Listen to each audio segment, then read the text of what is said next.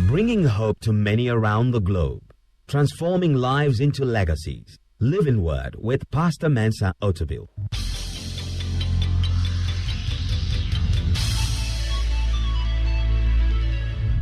And now, today's word.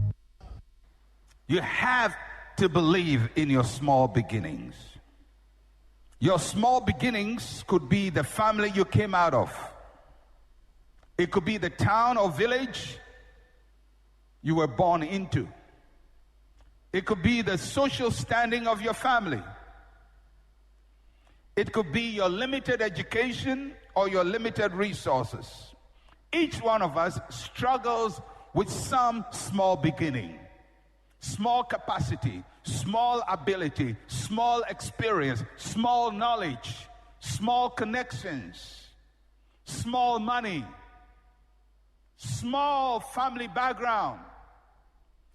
Sometimes you look at where your family left you, and you look at where you wish you could go to, and the distance is so far.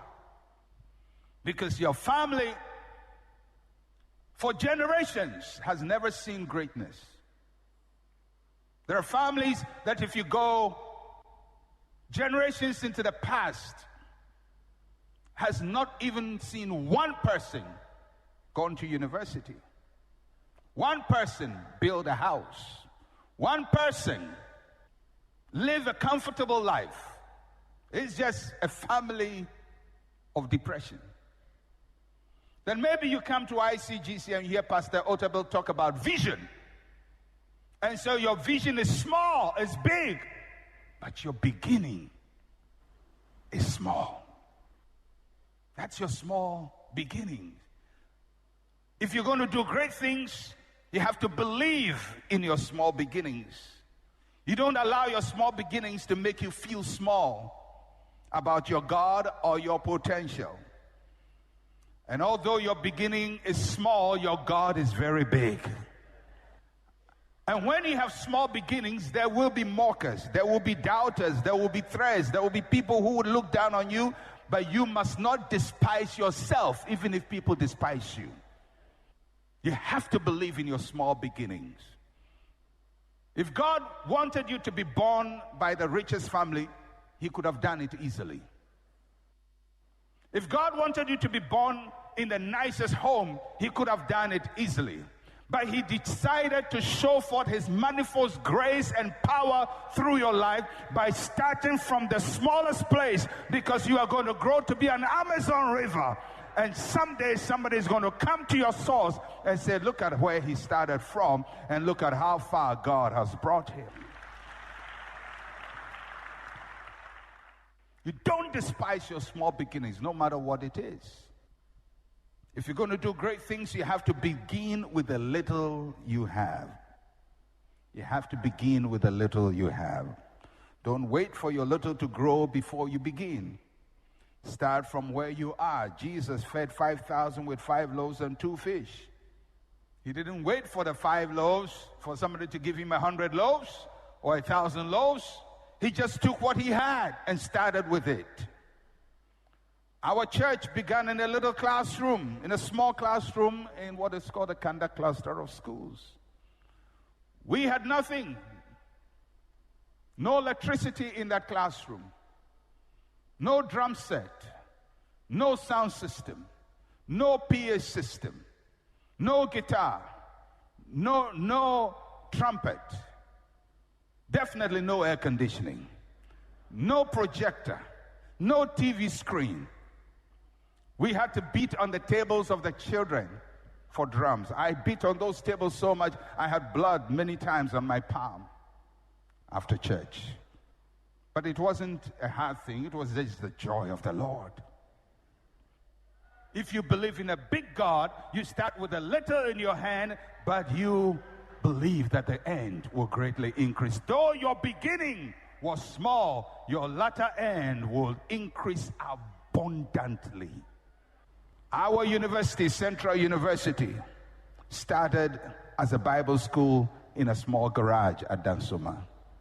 Just a small garage for 1 car. And it's not even a 2-car garage, it's a 1-car garage. In that one-car garage, we put a whiteboard there and started a Bible school, put tables and chairs, and had 12 students sitting there to learn. But that school is now teaching 10,000 students. If you're waiting for a big classroom and a big plot of land, you will never start. You start with the little in your hands. The third thing we learn from those two passages is that you always have to build towards your big vision.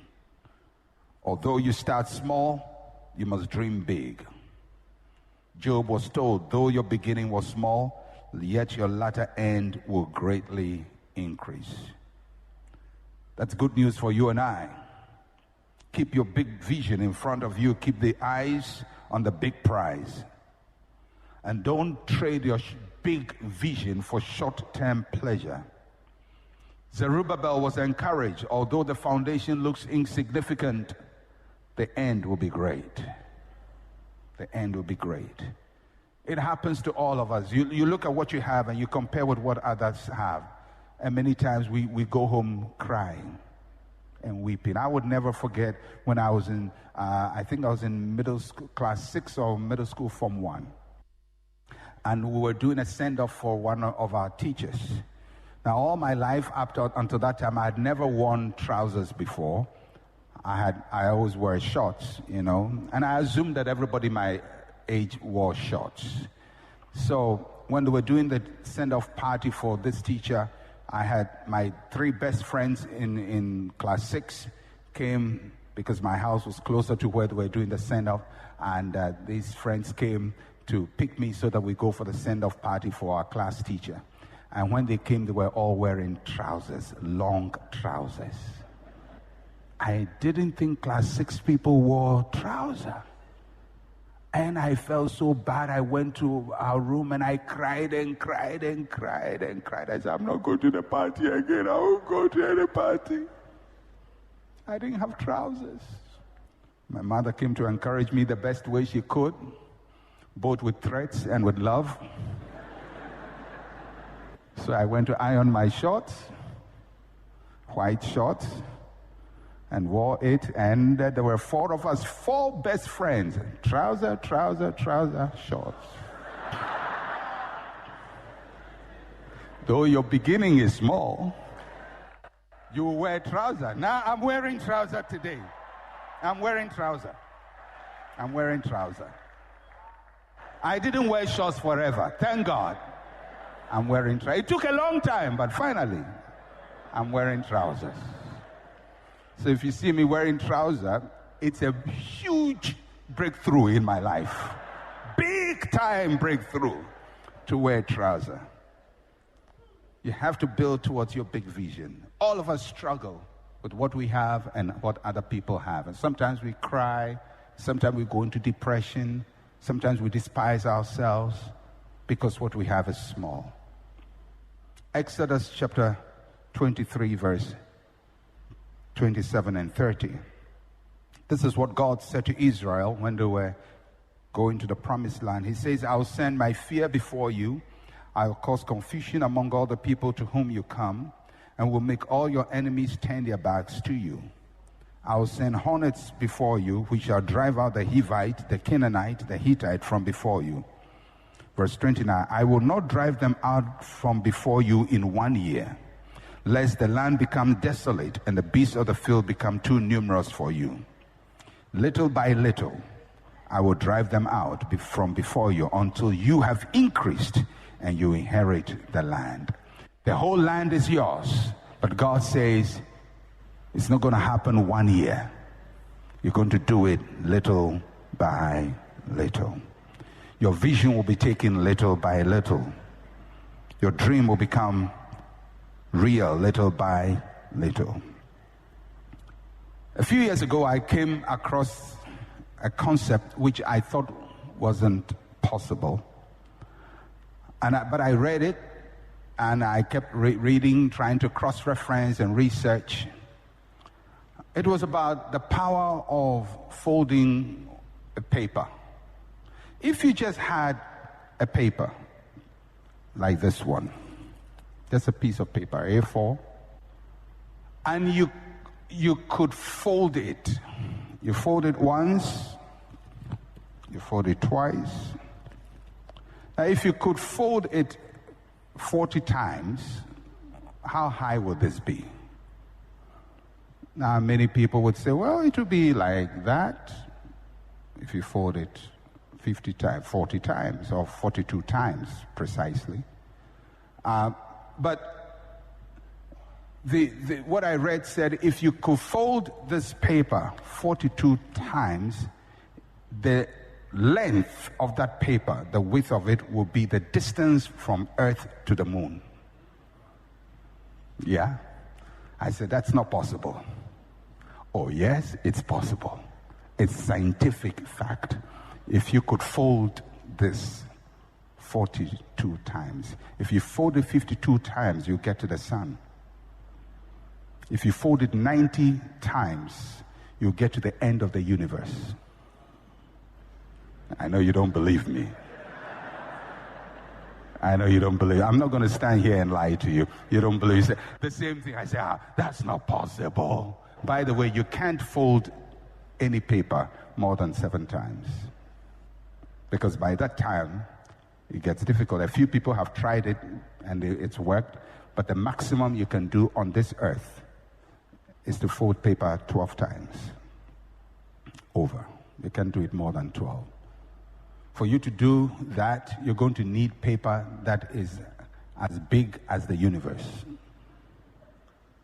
But theoretically, if you can fold this paper 42 times, it will be the distance from the planet Earth to the moon. And I could work the mathematics for you, but I'm not a mathematician, so I'm not going to work it for you. But it illustrates the power of exponential growth. The power of exponential growth. And you can go online and just Google fold paper 42 times. And you have all the theories set out there. Power of exponential. It doesn't make sense to the mind, but it's true. And I use that same power just to talk about the way money can grow. Money can grow over 41 years. The point I'm trying to make to you is that, one, you can start small and you can grow. And the principle is, don't cut short the growth process. Because if you have short-term agenda, you would never accumulate anything. We see it. If the Amazon River at the source is dammed, it will not be that big river. If somebody decides, I would not let it flow, I'm going to drink all the water from this source, it will just feed a family. But if you allow it to flow for 7,000 kilometers, it's going to be a huge river, providing 20% of all the fresh water in the earth. You want to be a millionaire? It's easy.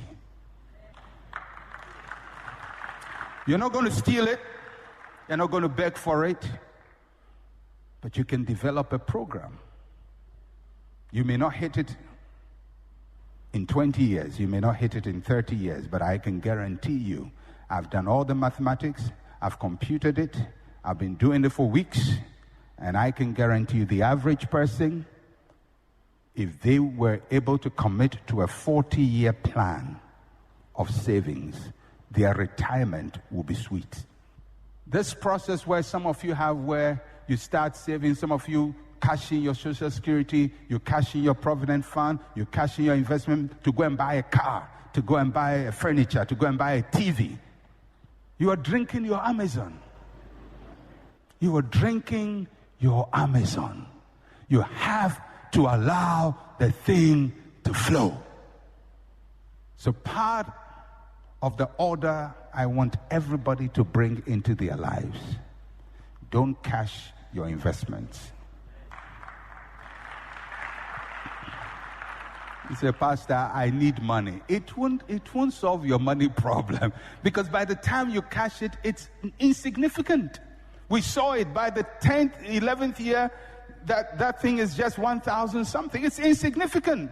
But if you allow it another 10 years, look at what it becomes. Allow it another 10 years, it's now mind-boggling. Another 10 years, you can't even write down the figures. I wish that was my number. 1 million.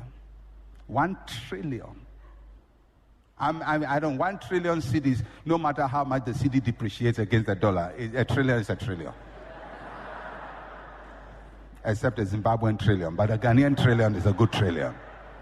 I mean, the dollar can be 1 cedi to 100. A trillion is a trillion. If you discount it by 100, you still have some decent money to work with.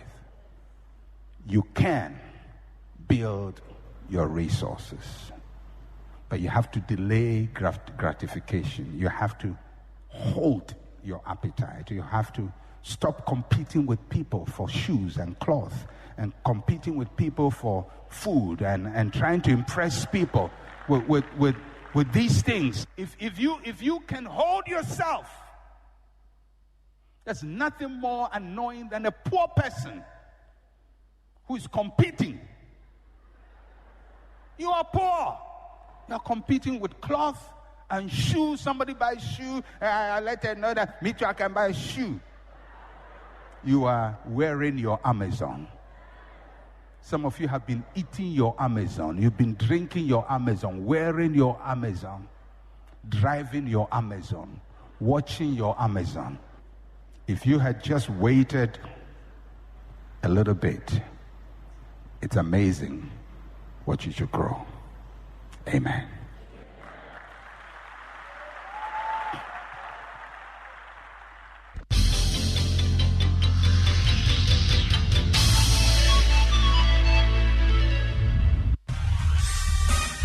Thank you for listening to Living Word. To interact with Pastor Mensa Otabil, like his page on Facebook. Follow him on Twitter @Mensa Otabil. Email